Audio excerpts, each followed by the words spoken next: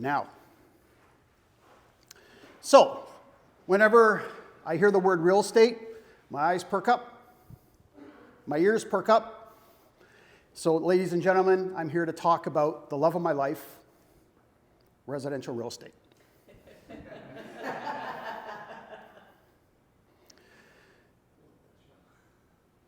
So before I get into the agenda, I just wanted to let everyone know, and I think everyone knows this, in order for us to really engage in leads, word of mouth and online, you have to have a working CRM. And we're lucky, being part of Royal LePage, we have the KV Core system, we have the ROP Sphere. I mean, if that's not your cup of tea, there are other systems, some of them I'm listing here. Regardless, you've got to have a CRM because you've got to have a system where you're collecting your data from your sphere and it gives you a way to interact with your sphere on a meaningful, direct basis. So this is the agenda for today.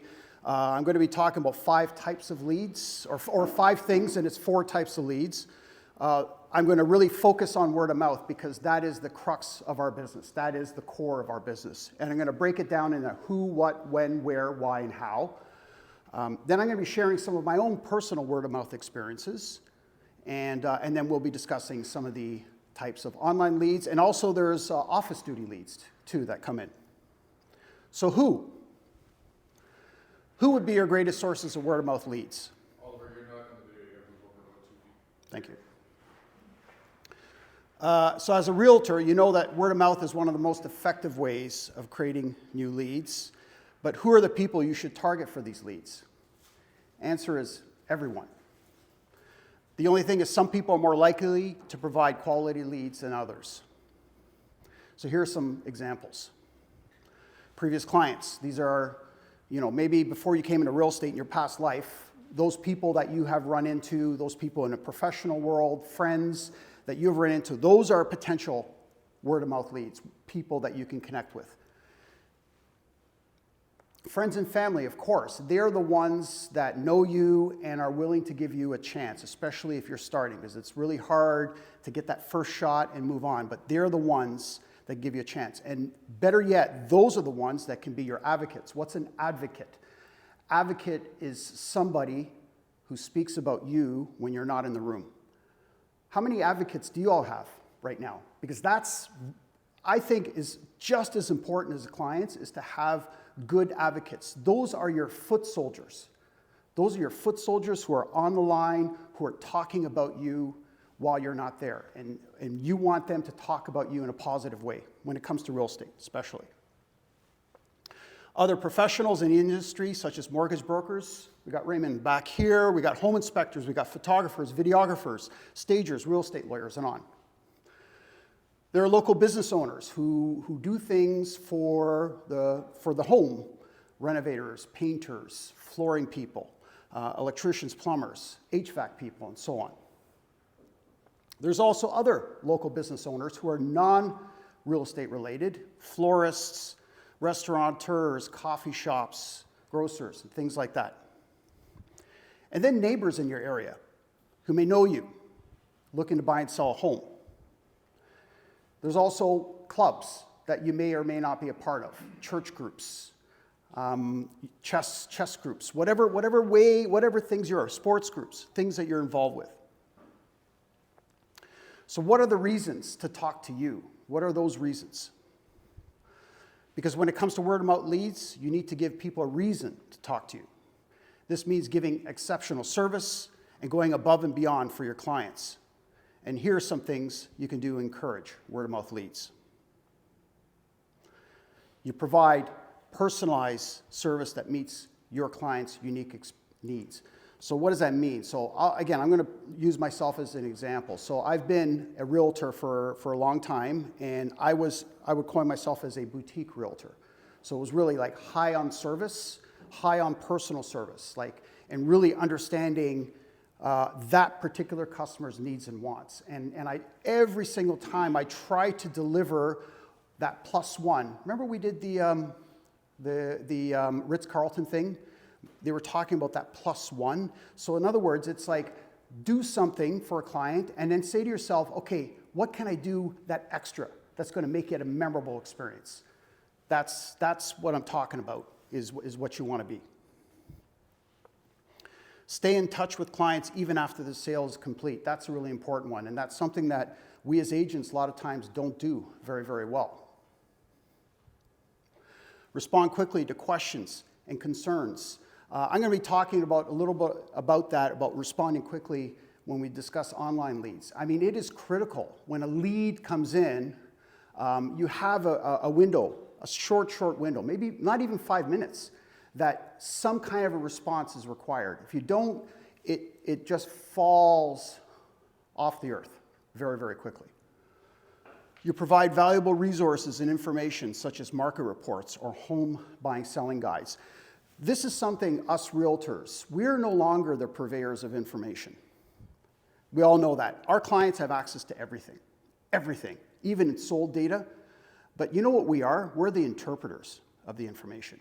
We're the knowledge. We're the ones that provides the valuable resources. That's what they're looking for right now. They're literally drowning in that information, right? But they're starving for the wisdom that we provide.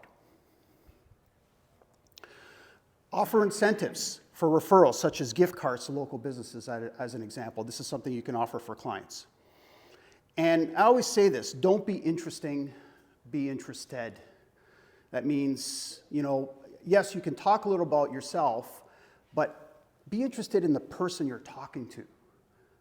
It really will resonate a lot more, and it will open up a lot of things for you with that person. And it's not what you say, but it's rather how you made them feel that they'll remember. That's such an important thing. That's a Maya Angelou quote. And totally, it's a very important thing. So where would you go to be in a position to receive quality word-of-mouth leads? So word-of-mouth leads can come from a variety of sources, so it's important to be visible and active in a variety of places. Here are some places you can focus your efforts. Daily social interactions such as pop-bys, visits, calls, texts, grocers, coffee shops, auto mechanics, library, kids events, schools events, etc. The idea is to be out there. Go to your bank. I mean, I just sat there and just talked with Ben, a story about, Ben is a guy who's just everywhere, and things come to him. People come to him. And it's amazing some of the stories I hear, what he talks about. Social media platforms such as Facebook, Twitter, Instagram, TikTok, YouTube, etc. What's good about this is, like for me personally, again, I've focused on Facebook and Instagram. I'm not really big on TikTok, but those are the two that I focused on. And yeah, I talk a lot about my life, and everyone knows what's going on, and so on and so forth. But the reality is, it makes it easier when the time comes within your sphere. If someone is looking to buy and sell, they're kind of into you, they heard about you, and it just makes it easier to kind of get in there and work with them when the time comes for real estate. Your website and online directories such as Google Review, rankmyagent.com, etc. Local community groups, organizations such as Chamber of Commerce, associations, charities. I don't know if you all heard in Milton, very tragic story. Brady McCoy, a beautiful young girl who was unfortunately attacked with acid and lost her ear, her face, part of her face. I mean, it's a horrible, horrible story. There was a fundraiser. The town of Milton came together. They've raised so far $120,000 for her. I mean, it was amazing. It was amazing. Networking events such as industry conferences or local business mixers. Local advertising such as flyers, ads. And open housing. I don't know, any of you guys do open housing? Doing it now? Okay, I mean, it gets you out there. It gets you meeting people. I mean, it's highly important. And we have some sessions here on open housing, on skill building, how to maximize an open house, and highly recommend to take advantage and learn from those things. So word of mouth leads can come at any time. So it's Always important. It's important to always be ready. Here's some things you can do to stay prepared. So keep your contact information up to date and easily accessible. Respond quickly to inquiries, even if it's not just to let someone know you received their message and you will get back to them soon. Keep track of where your leads are coming from so you can identify which sources are the most effective. Follow up with leads regularly, but don't be too pushy or aggressive. And be patient. It's really important, be patient, because word-of-mouth leads may take longer to convert than any other types of leads. But in the long run, they can be the most valuable, because not only do you can potentially get clients, but you can get advocates. And if you have this right mix of clients and advocates, my God, literally you get up in the morning and the phone off and on just rings. Why? Why do you want to focus your activities on word-of-mouth leads? Word-of-mouth leads are incredibly valuable because they come from trusted sources. When someone refers a friend or family member to you, they are essentially vouching for your services. This means that word-of-mouth leads are often more likely to convert into actual clients, and those clients are more likely to be satisfied with your services and refer others in the future. Advocate, saying that word again. In short, word-of-mouth leads are a key component of building a successful real estate business. Then we get into how. How can you get started to the path of receiving quality word-of-mouth leads? 5 steps. 1, focus on providing exceptional service and building strong relationships with your client. 2, ask satisfied clients for referrals and offer incentives for those referrals. Brian Buffini, what does he say? Not too busy for your referrals, right? He always kind of says that sort of thing. And especially when a deal is consummated and the clients are all feeling good, that's the best time to start asking those types of questions. Do you know of anyone else? I'm not too busy for your referrals. Be visible and active in your community and industry, both online and offline. So be like Ben, big time. Be like Ben, get out there in the neighborhood, but also be like Ollie. I'm big on social media. Provide valuable resources and information that people will want to share with others. That's really important. Finally, stay in touch with previous clients and nurture those relationships over time. So by following these steps and focusing on providing exceptional service and building strong relationships, you can win quality word-of-mouth leads. Because remember, it's a long game. So now we're going to go into some stories. Yes, that's me. That's Alba Gubra. Those who know me, I have 0 Scottish blood in me, 0. But I'm a wannabe Scotsman. So, and I believe in a past life I was a Scotsman. So that means Alba Gubra means Scotland forever. So anyway, these are just some stories, personal stories of netting word-of-mouth leads. So this one I'm going to entitle Thought of the Client's Best Interest First. So I was this is many years ago, I was in a listing appointment in competition. I was in competition. I was competing with actually much more experienced agents. And at the time, I looked at the situation. This was around 2008. I don't know if you remember, the market went like this for about 6 months, okay? And it was around that time, and I priced it what I thought it was worth at that time, okay? And actually, I even told the client, before I even started, I said, you know what? Do you think you're able to wait? Because I think if you just wait maybe 6 months to a year, I think you're going to get a lot more money. And if you're able to do it, I would advise you to do it. But here's my listing presentation. So that's how I started with, okay? Other people came in. I was in Oakville, top agents, and it was a top agent that actually won the listing, 100,000 more than me that I quoted. Guess what? Didn't sell. 1 month, 2 months, 3 months, didn't sell. And then guess what happened? I get a phone call from that particular client after expiry. You were the only one that was honest, that told us what we didn't want to hear, Guess what? I had the listing. Not only did I get the listing, not only did we sell at a higher price, I did the buy, and I got a referral. So that's kind of, and when I thought about it after, I go, that's kind of long-term thinking. That's long-term thinking. It's not, because we don't want to be transactional, we want to be relational at the end of the day, right? So a lot of those other agents were just thinking, you know, I just want to get the listing, get the listing, get the listing. Here's another example I call random act of kindness. That netted me a lot.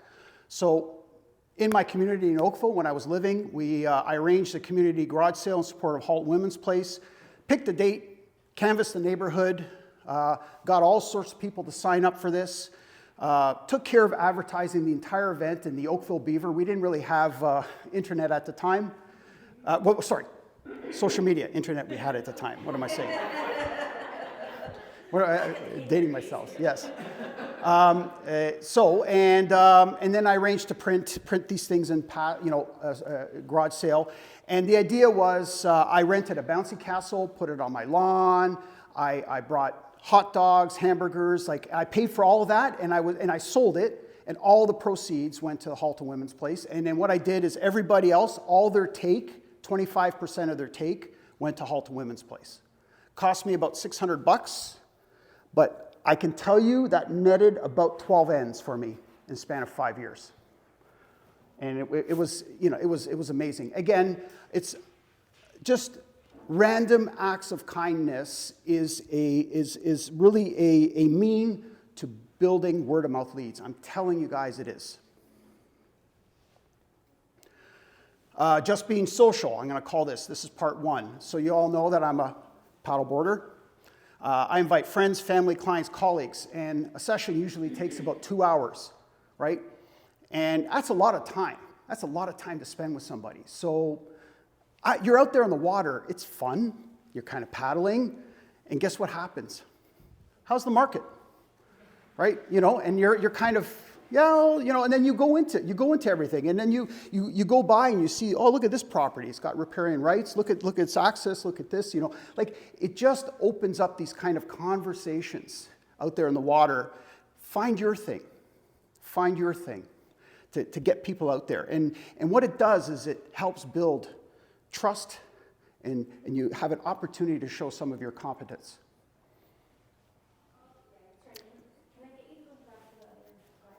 Sure.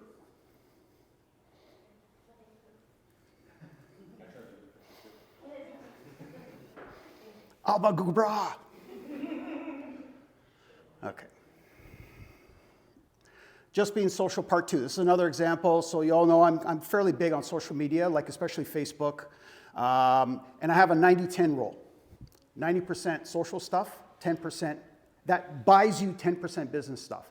Okay. Now, I do boosting. I did do boosting only when I had a listing, but it's all organic. Don't panic, all organic.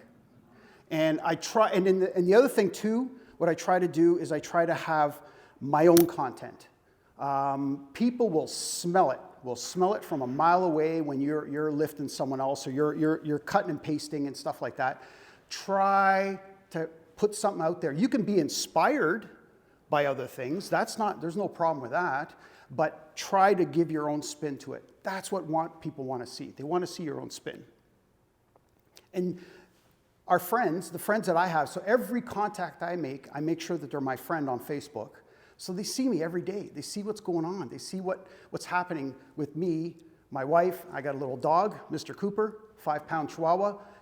So it's all this sort of thing. Then they get a dad joke, a really bad dad joke, and it's that sort of thing. So when it comes time to buy, sell, guess what?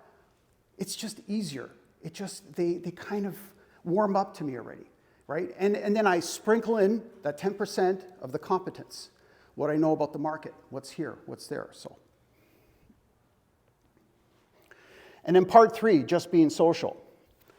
So 21 years in the business, as I mentioned to you, and about 13 years ago, I made a conscious decision to tap into the real estate industry. So what does that mean? Well, I made myself available for conferences, AGMs. Like, I actually forced myself to go into Toronto and meet other realtors, meet colleagues. That's the goal. That's the goal. And then I even forced myself further. I'm not saying you have to do this, but I went into board politics. right? So I started off as a committee volunteer with Omdreb, and eventually became a director and then a president, 2019, right? And not only did I connect with local realtors, I connected with GTA realtors, I connected with Ontario realtors, I connected with realtors across the country. Ben, we were there last September in Winnipeg, right? It was awesome, right? We got to meet like a lot of people there, and you know what I find about Royal Page is different than Remax? This is one big difference. So I've been to the one in Las Vegas, the R4, yeah? And what I find is Remaxers, the Ontarios hang out with the Ontarios. Actually, the Mississaugas and the Miltons hang out with the Mississaugas and Miltons there. They hang out with their own, that people they know, right? Whereas we were there at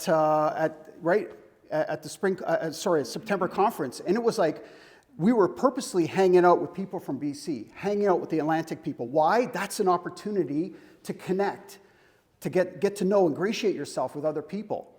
And what's the purpose of it all? Referrals, of course, right? And I gave, and I received referrals, and got GCI for it. I just wanted to add at this moment here, do you have any stories? Ben, please, can you tell us the bank story? Tell us the bank story. Okay. But I would like to actually go back to another story that you were talking earlier about, because our mindset is kind of, if we don't get the transaction, then it's over. And we meet someone and we say, hey, if I don't get this, it's done. And so a year and a half ago, I had sold a property in Milton, a semi. And I did the same, I think we all practice, it's a 10-10-20 rule where you do 10 houses each side and 20 across. So I took my son out, actually, he was 11, on a Saturday. We went door knocking, and so the gentleman on the corner said, I'm so glad that you knocked. I'm actually thinking about selling, we're thinking about selling in a week. We're getting everything ready. And I said, oh my God, this is great. So he said, give me your card. So I give the card, he calls me. My son's all excited because I'm like, this is my business. And he's like, Dad, this is so easy. And I'm like, no, it's not easy. people don't just sell their houses, right? So sure enough, I get a call like 5 days later. This is a super nice guy. He said, Ben, I really like you, but I have a problem because my wife's best friend is a realtor. And I said, okay. And I said, is she a good friend? And he said, yeah. I said, but is she a good realtor? Right? We've all used that, obviously. And he said, I don't know, but that, my wife wants to use her. I said, okay, no problem. So he calls me on the Friday, and he goes, we're signing tonight. What are your thoughts on what the house should go for? And I said, whoa, have you signed anything? He said, no. I said, I think you should be here. And he goes, okay, great. I just wanted to kind of go rough number. I said, no problem. So he calls me 2.5 weeks later, and he says, we sold the house. I said, okay. And he said, this is what we sold it for. I said, congratulations. And he said, do you think we got a good price? And I said, I think you know why you're calling me. He said, you got a good price. You wouldn't be calling me, so we know where we're at. I actually can't have that dialogue because you were in a contract with someone. Right. He said, okay, thanks very much. So that's the end of it. I said, congratulations, wish you all the best. So this is in November of 2021. 2022, January, I get a phone call, and these people say, can you come to our house? I said, sure. How did you hear about me? So just, can you come see us? Sure. So they're in Oakville. So I go down and I meet them. They say, we want to sell this townhome and then this townhome, and they have 2 other properties this year. And I said, sure. How did you get my how'd you get my name, if you don't mind me asking? And they said, from our daughter. And I said, your daughter? And they said, yeah, our daughter and son-in-law sold their house in Milton. You knocked on the door, and the realtor did a terrible job. And my daughter said, we need to call you because my son-in-law talked about you so much. And so I actually sold 2 houses for them last year. They sold me a condo in Florida. I know, right? Which I know how that sounds. And honestly, and then selling 2 more this year. But it's I'm a huge advocate of getting out in front of people. You said earlier, it's interesting because it's not easy. When you see this, and Oliver does a great job, and we all look at people that are maybe very outspoken. We say it's not an issue to go door knock and meet people and stuff. But the reality is, and I was telling somebody the other day like this. It's like when you're watching a series on Netflix, right? It's somebody will tell you to watch this series. I don't watch a lot, but then you're watching it, it's just crap. And they say, don't worry, it gets really good in like 5 or 6, right? It's exactly like this. It may not be good, necessarily when you start because it's uncomfortable, but it gets a lot better, and you've got to just stick with it. That's Yeah. the issue. It's I think Zig Ziglar said it. He said coming to these seminars is like taking a shower. You can't take it once a month, right? You got to practice every day, right? Yeah. And that's no, you do. You got to practice. You do. every You day. got to People practice. don't do it. You got to get out there. But So who'd have thought that the daughter was an advocate? and I Was your didn't even meet her. I only met the son, and she just stayed in my. But by being competent, right? By being persistent, by being competent, by being kind, by being like all these things, you are somehow attracting, right? Somehow it's coming, right? I mean, and that's kind of the point. Listen, he's every time we have we talk on the phone, it's just we talk stories, and we obviously we do jokes and everything like that. But I love to hear these types of stories because I think they're very inspiring. And thank you. Thanks. No, thank you. The bank one, though, by the way, I will share this one too, because I when I started the business 4 years ago, there was a lead gen company that called me up and they said, we want you to promote us. And I said, okay. And I didn't pay the lead. He said, you can try it for 30 days. And it was horrible. Like I was getting leads. It was like call Mickey Mouse at 967 11. So anyways, strangely enough, the fourth one I get, I call these people up and they end up saying, yeah, can we meet you at the office? I said, sure. And I was very unsure how it was going to go. So they ended up buying a condo. It was the first condo I ever sold. I think it was like my 10th day at the brokerage or something. And so they bought this condo. And so the lead gen company called me back. I showed them Ben, and they were like, hey, can you write us a referral? And I was like, this is terrible. Like, you're asking me. Like, they were surprised because I was like, I sold this condo. Like, oh my God, you sold a lead? And I was like, what? This is what you do for a living. Like, how are you surprised, right? So I said, no, that's not going to happen. And this isn't going to work for us. So long story short, I called this gentleman probably 20 times afterwards. I gave him a gift. I couldn't get a hold of them, right? And I thought, okay, crazy. So last Friday, I'm going to the bank for my wife. My wife's, can you do this for me? I said, I don't really want to do it, but when you're married, it doesn't matter. So you do it because it has to be done. So I go to the bank to put this draft in for her and everything. And I walk out of the bank, and this gentleman's walking across the parking lot. He goes, oh my God, Ben. And I was like, hey. And he's like, do you remember me? And I'm like, I gotta be honest, I remember everybody. But because the transaction was so fast, like they literally came in, said this is what we want. I showed it the next day, they bought it. Like it was so, and I'm like, I'm trying to place you, I'm really sorry, I don't remember everyone. But he said, you sold me the condo. And I was like, oh my God, that's right. So then it clicked, right? He said, you just came up 3 days ago because we want to sell our condo in my townhome in July. And he goes, I said to my wife, we got to find that guy. And I was like, I called you like 20 times. And he said, no, we had changed numbers, and then we ended up going back home, and we were there for like 2. So I swear to God, I called my wife and I said, you know something, but anyways, I'm always a big fan of if you do good, you get good, honest to God. But the problem is we don't want to do it because it's not easy, it's not comfortable. But Be like Ben. well, I don't know about that. But I appreciate the thing. Thank you. Anyway, so that's one example of some stories. I'm going to just move forward. So, okay, these are some other leads. So we talked quite a bit about word of mouth. So another form of receiving leads is duty roster. Those are those things that you kind of sign up for. You all know everyone's on the duty roster.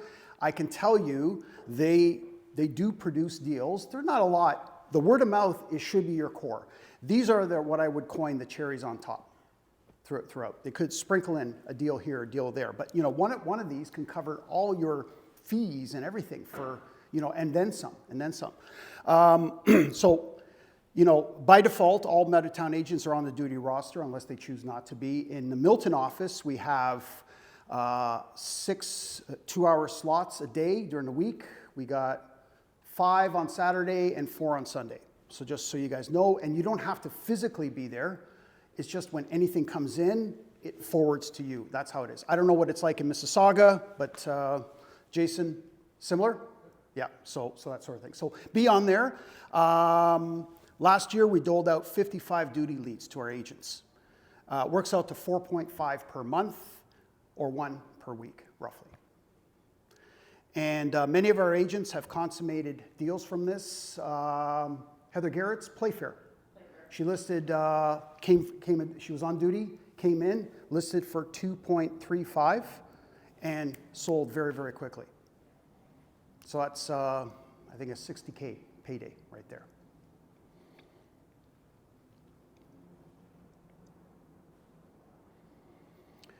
Designated leads. So what are they?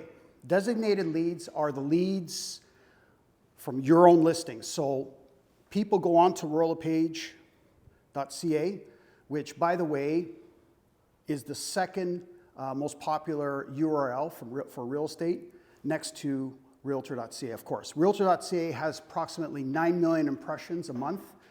ROP.ca is about 3 million. Like, it's a big drop-off, but of course, right? We are kind of neck and neck with Remax. Remax is just a little less than us. So people going on to royallepage.ca, they check your listing. That lead, when they inquire, will go directly to you. Not all other companies do that, by the way. Just so you know, they put it out into a pool. Any leads come in, it's, they put it out. Here, it's your lead, okay? And that's what we call a designated lead. And, I just talked about that already. So let's say you're visiting 123 Twiggly Wiggly. That's down the street from Booger Hollow, next to Punky Doodles. Just side by side chicken dinner, there's the eye rolls. On the corner of Mulder and Scully. So let's say you're visiting there, someone comes in and they want to see 123 Twiggly Wiggly. That lead will kind of come to you, so just make sure that you're set up in such a way so you can receive these either email or text. You can set it up. Okay, you can do either both or one or the other. Where would you set that up? With Crystal. And actually, I had here, I think I mentioned somewhere in here where it's there's an email for Crystal. Crystal Mulhall, she's the, who she is. Okay, and remember, there's no cost for these designated leads. These are your leads, right? And the past year, 512 designated leads were doled out, 43 per month. Distributed leads, these are what we call smart leads, okay? It's a huge benefit being part of Royal LePage Meadowtowne, okay? The first thing you need to know is you need to reach out to Crystal and make sure that you want to be on this list. Then what you need to do is you need to indicate the area or your FSA area. That's the first 3 digits of the postal code that you're working in. You're only allowed one area, one particular area, okay? Again, many buyers and sellers will go on the ROP's site. Now they're going to look at other brokers' listings. So these are other real estate brokers' listings, not your own, other brokers. Then what happens is if it's in a particular area, you're on a queue and you get a lead, you got 5 minutes to respond. If you don't respond, it gets queued up to the next person, to the next person, to the next person. And again, you can set up either email or text. For this, any deal that gets consummated, there's a 10% referral fee to Royal LePage that comes to this. Fair enough? And we have doled out 334 distributed leads in the past year. So roughly a little less than 1 per day.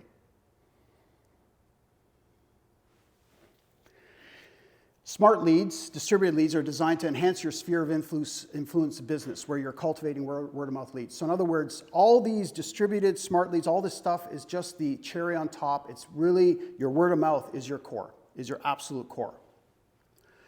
But in order for smart leads to work, speed to lead is critically important. You need 5 minutes or less to respond.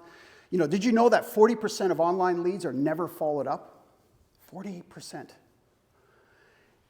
And if you just responded within 5 minutes, you know that you're in the top 90% already. You've just already, isn't that crazy? But that's the situation. And you know what is the conversion rate? Oh, good morning. Come on in. And you know what the conversion rate, the typical conversion rate out there of a online lead? 1 to 2%.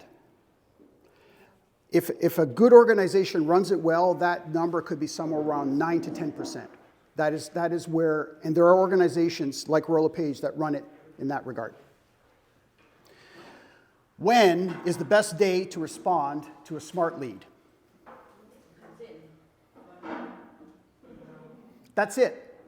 People are talking about, no, I got to wait till 4 o'clock because they're coming back home from work. I got to wait till that. Forget that. Now, even if they come at midnight, you just send a text. And if you happen to be there, shoot off a text. Hey, got your inquiry. I'll reach out to you, first thing in the morning. Whatever. People will see that and say, wow, that's amazing. Like, they're really intuitive.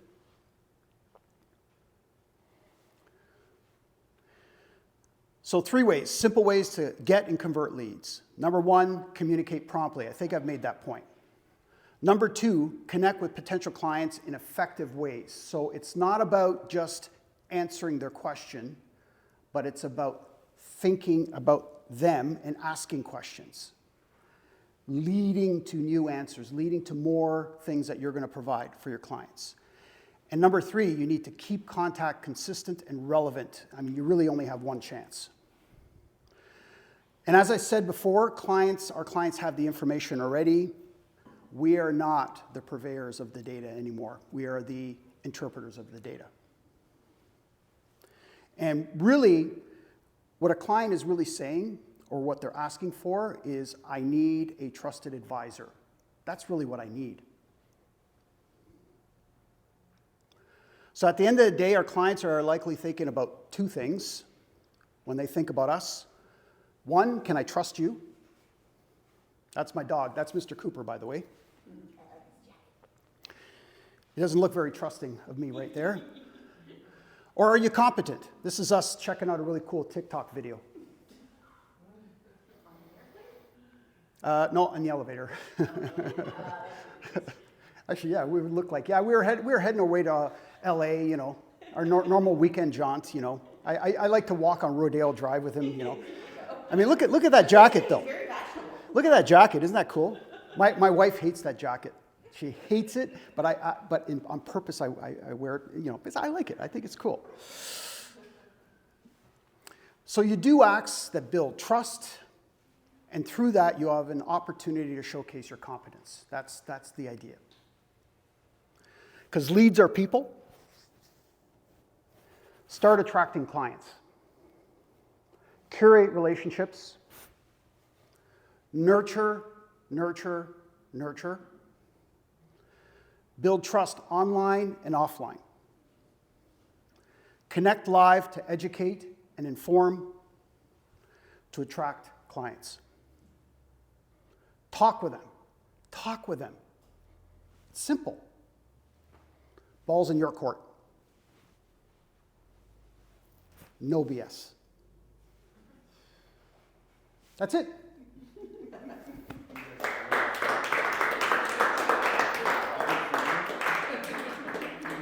So I always end off my meetings. I say this often: be your authentic selves. I think that's a big thing about getting word of mouth leads. People want an authentic person, and be your authentic selves. Because if you are, you're not going to have any competition. We're going to have another skill building event in 2 weeks, and it's going to be here, May 4th. May the 4th be with you. What's that? Star Wars Day, yeah. And that's the day, by the way, my daughter's coming from France. She's been away for almost a year. So I got something I'm going to do. So you want to hear it? Uh-huh. I have this idea. I don't know. Okay. I'm going to get a Darth Vader suit. Allie, I am your father, with a sign.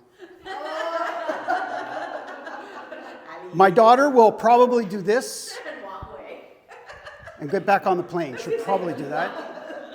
I think your energy maybe more the Rick Moranis character. That's, yeah. That was Dark Helmet. Yes. Dark Helmet, yeah. That's actually one of my favorite movies. Okay, on May the 4th, I'm going to be talking about building your online legacy. So I'm going to be getting more in depth about cultivating social media and what to do and how to do and all that sort of stuff. Anyway, thanks everybody. Thanks for your time.